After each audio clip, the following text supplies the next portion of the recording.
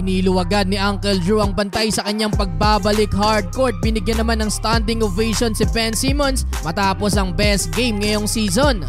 Brooklyn Nets versus Memphis Grizzlies. Makalipas ang 3 linggong pagkakasuspende mga bro, nagbabalik na si Uncle Drew, Kyrie Irving. Dinumog ng mga Army supporters etong pagbabalik ni Kyrie. Mukhang nagsisi naman na siya sa nagawa niya mga bro, kung saan kumalat pa nga yung mga donasyon na ginawa niya habang suspendido. Pero bugbog ang lineup ngayon ng Memphis dahil wala sila Morant, Bane at Jackson Jr. Well, opening quarter, first shot ni Uncle Drew, pasok agad ang wing 3-pointer. Napaka-legit na scorer talaga tong si Kyrie kahit matagal na nawala. Pero limitado lang ang playing time ni Uncle Drew sa first quarter. 6 na minuto lang ang tinagal mga bro. Sa lampak naman ang pinabaon ni Kevin Durant mula sa baseline drive. Pero kahit walang Morant mga bro, malakas pa din ang team ng Memphis led by Dillon Brooks na meron ng 12 points sa first quarter. Kontrolado din nila ang laban, 29-28 end of first quarter. Start of second quarter, tumataas na ang kumpiyansa ni Ben Simmons. 2 driving layup agad ang nagawa niya sa loob ng 1 minute.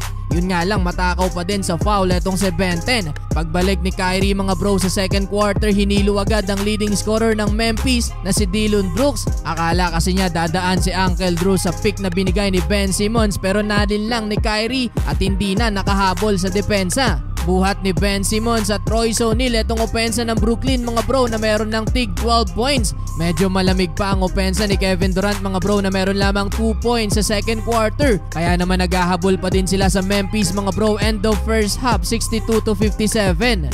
Entering the third quarter, ang ganda ng umpisa para sa Brooklyn Nets. Kumakanana ulit si Uncle Drew, 10-0 run under 8 minutes. Habang ito na ang best scoring so far para kay Ben Simmons. Ang gaganda din kasi ng mga find nila para kay Benten. Hindi na din siya takot tumira mga bro, kaya naman nagresulta sa kanya yan ng 20 points sa third quarter while shooting 10 of 12. Pagdating sa field, nabigyan pa ng standing ovation ng crowd ng Brooklyn.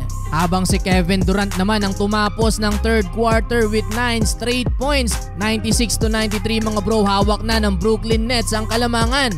Well, fourth and final quarter mga bro, palo sa biggest lead ang pinangawakan ng Brooklyn Nets. Tuwang-tuwa pa itong si Kevin Durant sa init ng opensa ni Yuta Watanabe. Nasayawan ulit ni Kyrie Irving etong si Dillon Brooks, hindi nga lang naipasok yung tira. Pero dahil kay Yuta Watanabe mga bro, unti-unti nang nakalayo ang Brooklyn Nets hanggang sa umabot na ng double figure ang pinangawakan nilang kalamangan. 4 na 3 points ang naipasok ni Watanabe mga bro sa crunch time habang mainit na ang opensa ni Kevin Durant hanggang sa hindi na nga din nakahabol pa sa dulo ang Memphis. Nakapagtala dyan ng 26 points si Kevin Durant mga bro. Season high naman para kay Benten with 20 points while shooting 10 of 12 pagdating sa field. Kumana naman ng 16 points etong si Yuta Watanabe habang ang nagbabalik na si Kyrie Irving ay nagtala ng 14 points.